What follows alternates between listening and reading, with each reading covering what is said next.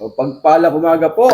Ayun. At ngayon po tapusin na natin yung yung kwentong ibon. At ngayon mag-aaralan na tayo. Ngayon, ang pag-aaralan natin, mga kaibon, yung danpalo. Alam niyo yung danpalo?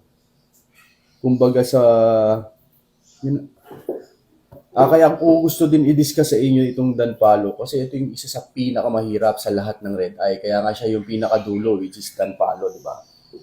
So, sa tingin ko maraming hindi gumagawa nung kailangan kasi mga kaibon, pag danpalo ang hahawakan nyo, kasi ako sa lahat ng nahawakan kong ibon, danpalo ang pinakamahirap palabasin sa pagdating sa red eye. Yung danpalo. Tapos syempre, ang kailangan mo pa doon, syempre, sa ngayon kasi nga, gawa nga ng hindi nila masyado pagtuunan ng pansin ito, ang nangyayari ngayon, humihina yung danpalo. Tapos, mostly sa babae, hindi siya nag-fertile yung mga itlog, di ba? Ito yung sanhi kasi sana mapagtuunan din to ng pansin ng mga kapwa natin mag-iibon, lalong-lalo na yung mga nag-uumpisa sa danpalo, no? Or yung mga may hawak na rin na danpalo. Hindi nyo ba napapansin yung mga hawak nyo na danpalo, mga kapatid sa pag-iibon? Minsan nakakapagpaanak kayo, minsan madaling mamatay, di ba? Or minsan konti lang yung nagiging red eye. Ayun. Yun po yung mga ng danpalo sa pagka hindi nyo inayos yung pinaka breeding nyo ng danpalo. Kaya ito, matuturo ako sa inyo.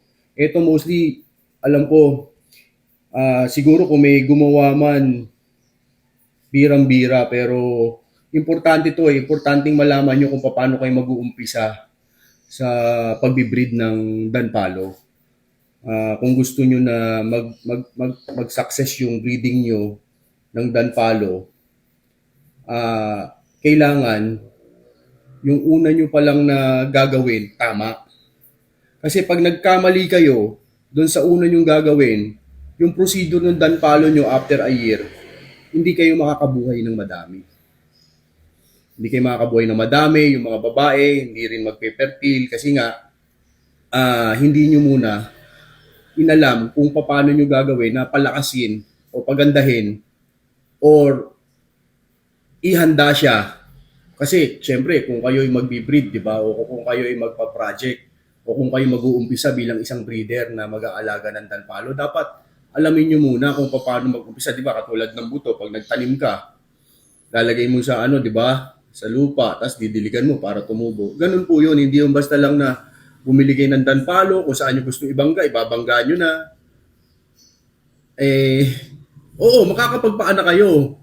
Pero hindi yung sinasabi ko na malalakas o prolific na naglalabas talaga ng red eye. So, yun. So, yun ang pag-aaralan natin mamaya. Kasi gusto ko makita nyo about sa ibon. Para talagang para kayong nanonood ng sine kasi pagka naano si ibon, talagang maano nyo. Gusto ko ganun, makita nyo yung mga banggaan, kung ano yung gagawin natin. Ito yung pinakamahalaga na gusto kong marinig din ng mga nag-aalaga ng ibon. Kung paano sila mag-uumpisa. Kasi alam nyo mga kapatid sa pag-ibon, hanggang ngayon po wala pong bibigat sa hawakan kong ibon kundi danpalo. Napakahirap po yan. Kaya sabi ko sa inyo, hinihikayat ko nga rin po pala ang ating mga nag-aalaga ng danpalo na hindi ako naniniwala na maraming danpalo. So ngayon, palakasin natin ng mga linyada natin ng danpalo. Ang gusto kong mangyari dito sa Pilipinas, dapat dito nagmula ang danpalo.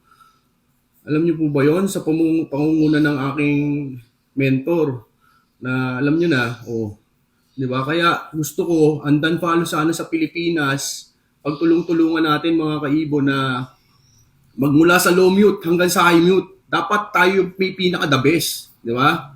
Yun, pagtulong-tulungan natin yan mga kapatid sa pag-ibon kasi napakadami pang walang bansa ng danpalo, maniwala kayo sa akin. Kaya, at pati dito sa Pilipinas, di rin ako naniniwala na maraming danpalo.